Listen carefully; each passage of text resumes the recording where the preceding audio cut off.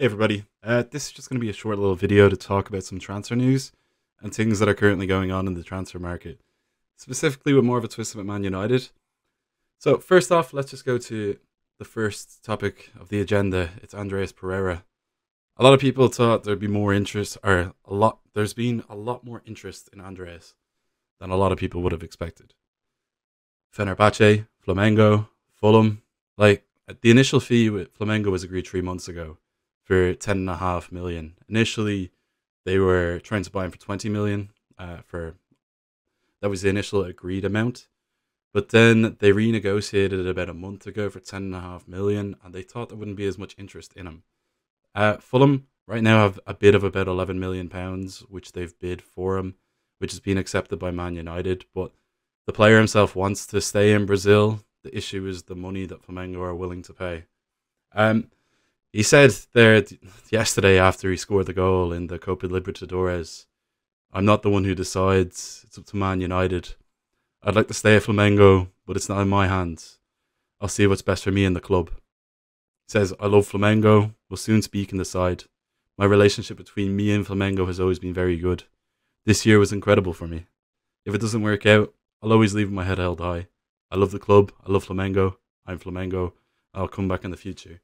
I think the issue here is it's about Man United not wanting to accept the amount that he wants, or well, they're willing to bid, which is always the issue. So for me as well, I think something that a lot of people aren't going to consider is that Andreas actually has a chance of going to the World Cup. He's playing well at Flamengo. He's playing in the Copa Libertadores, which is the equivalent of the Champions League in Brazil, which is a bit mental. As well as that, if he goes to Fenerbahce, he's going to be ignored.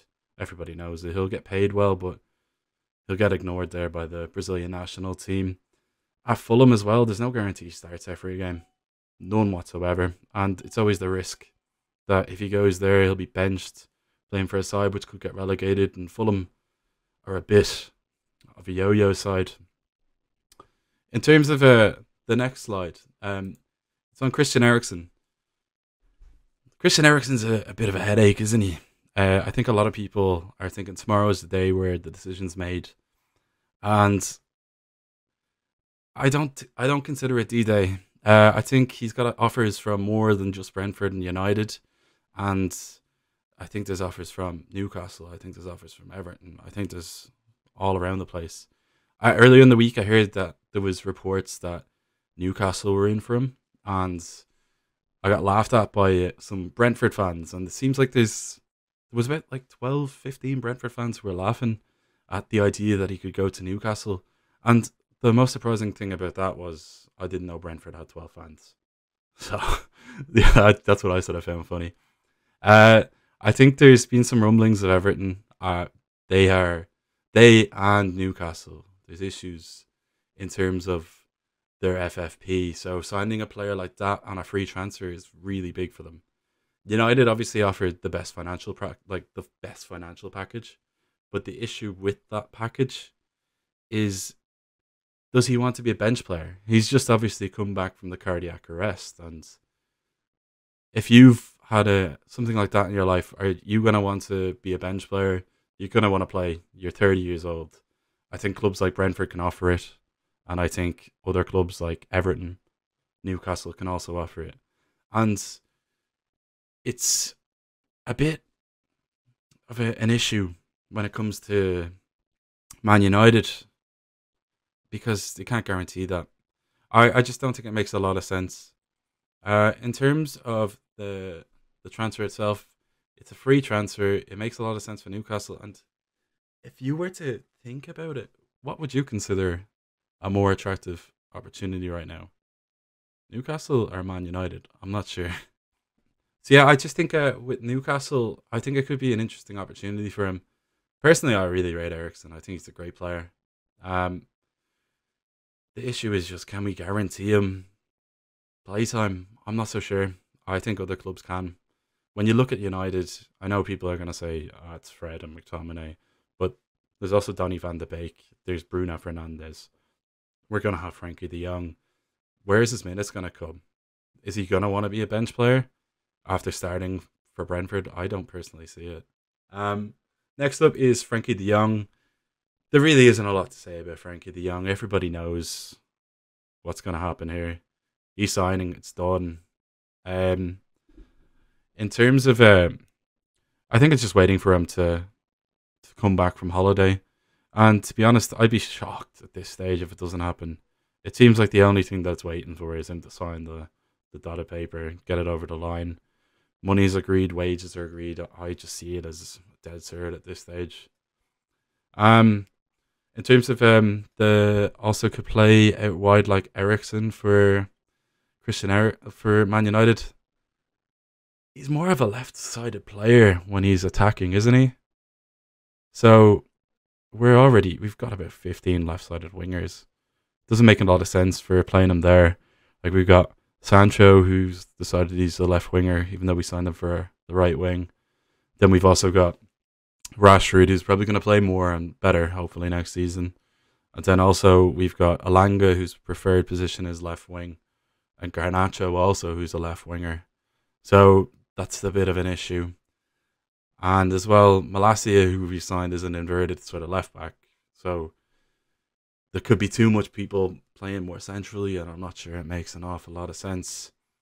Next up, so Frenkie de Jong, I think everybody knows is done. It's just waiting for it. Next up is the defence. Obviously, there's issues here for outgoings and for incomings. I think one of the major issues that Man United have right now is how many players we have. Like, we have on our books 5 left backs. 5, and I'm including Alvaro Fernandez there.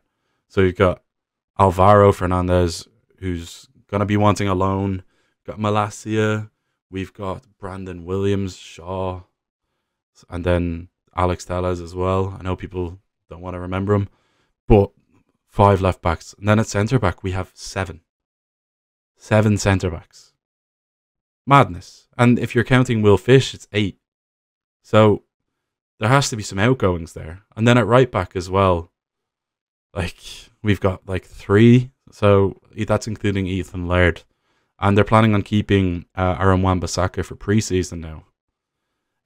This is sort of the issue for incomings. I think we do need to get rid of players. And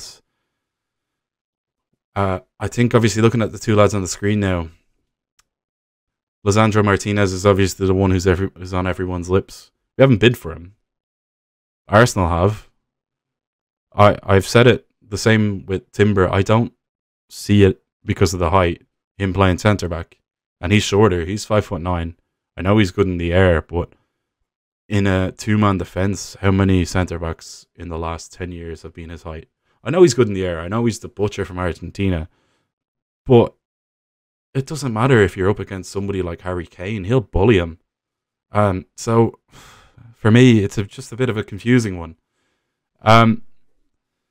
I think if we were to sign him, it would have been as a left-sided centre-back or a left-back. I know he's played in the pivot. It's just, we've got so many players. It's just so confusing. There obviously is interest in Lisandro Martinez. I just don't know where he plays. It's just confusing to me because he can't play right-back. He can play defensive mid and, well, not really defensive, more as a pivot alongside Frenkie. But then we have so many other players. It's just confusing. I think as well, a lot of people underestimate the physicality of the Premier League. Like last year, Jadon Sancho came from the Bundesliga, and he admitted privately that he struggled with the intensity and the pace of the Premier League. The Bundesliga is a far more difficult league than the Eredivisie, especially if you are Ajax, and Ajax gets 67, 70% of the ball. He doesn't have to defend that much. I think something that's been said a little bit as well. Yeah, some people are thinking that we're doing our transfer business by waiting for other clubs to bid. The Malacia bid, 15 million, was just waiting for that. And the thing is with it, Leon really didn't want to bid 15 million, and Feyenoord were sort of desperate to get rid of him. So yeah, that's sort of an issue. Finally, I'm just going to go to the transfer talk. I have a few little things here which are a little bit interesting. So obviously the three players here, everybody knows what's gone on with Rafinha. Rafinha's wanted for a month to go to Barcelona, yeah, and they can't afford him, and then suddenly they have the money. How's that? We all know Frenkie. So Arsenal initially put a bid in, Chelsea put a bid in, and now they both look like fools. The final bid that's come in from Barca is 60 million, and it still hasn't been accepted because it's too low. But I do think that's going to be pushed over the line. He won't want to go to Chelsea. He wants to go to Barca. It's his dream move, sort of like Frankie's was. In terms of Raheem Sterling, it looks like it's all done. The only thing that's left is the fee, which is considerable. Initially, Chelsea wanted to bid 35 million, and now they're saying it's about 55 million. I think that's a bit of an issue. I think they'll meet somewhere in between. Sterling's close to world class. He's a very good player, and City aren't going to replace him. So that's confusing me. In terms of there's a few questions. I'll come back to them at the end. So Richarlison as well is also done. That's completed. I don't understand that one. As in, he's not starting over Son. He's not starting over Kane. He's left-sided. Son plays more on the left. Kulusevski played on the right, and I think Kulusevski was very good. So confusing. Some little stories that I've got which are a little bit interesting. Jack Wilshere was released by the Danish side that he was playing for, Aarhus, and he could be retiring from football to take up a coaching role at Arsenal at 30 years old. I'd love to retire. I'm 31. That'd be fantastic. Then as well as that, Burnley's Wout Weghorst is expected to sign for Besiktas on loan with an option to buy. He came in as the ideal Burnley target man, but he was rubbish. Man City's Romeo Lavia, it looks like they're going to be selling him to Southampton. Southampton have done bits this transfer window. They've signed Gavin Bazunu as well. I think they'll do well next season. Southampton's issue has always been with their goalkeeper, to be honest. Fraser Forster and Alex McCarthy both rubbish, and bringing in Gavin Bazunu, that's objective as well. Like, as in terms of everything, their stats are just objectively terrible. They concede more goals than their XG every single season. Also, it looks like ex-Man United player Jesse Lingard signing for West Ham. I know you all care so much about that. But yeah, so that's pretty much the summary of the first stream I've done. If anybody has any quick questions, I can go through them. I'll just look at the chat now. I think Sancho is better on the left, is what Ronnie says. I think I think it's so baffling that we signed him to play on the right and then he just doesn't. Is it possible Martinez might play as a DM if he comes to us? Yeah, but I think he'd probably play more in the pivot as the more of a sitter. So it depends on whether you see that as a DM or not. Is Frenkie 100% done? Not 100% done, but I think we all sort of expect it to be done. It's just a matter of time. In terms of, can I text Dean Henderson before he goes to tell Murta to hack Jack Rafinha? Yeah, he doesn't respond to my text anymore. Ever since I told people he was a leak. It's so disappointing. Is the Timber deal definitely dead? I'd say it's as good as dead, to be honest. I know there's rumblings saying that it could come back on. I thought that it was done, to be honest. It was as good as done. And the only reason it wasn't done was because of Louis van Gaal.